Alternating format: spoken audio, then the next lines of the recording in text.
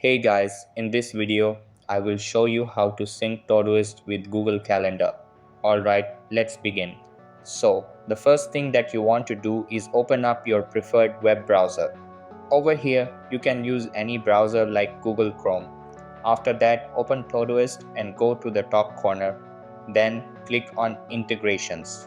Over here, instead of browsing and clicking on Google Calendar under Browse, go to the Installed section. After that, you will see Google Calendar there. Then click on Connect. After that, select the email you wish to connect your Google Calendar to. Then click Allow and Agree. Over here, you will be redirected back to Todoist.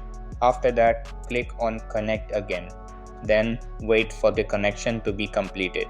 Over here, go to your Google Calendar and refresh the page. After that, you will see that Todoist has been added. Then go back to Todoist and create a new task.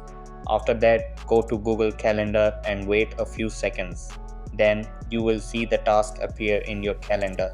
So that's basically how you can sync Todoist with Google Calendar Easy Guide. And that's it for this video. If you found this helpful, consider subscribing and giving this a big thumbs up. Thanks.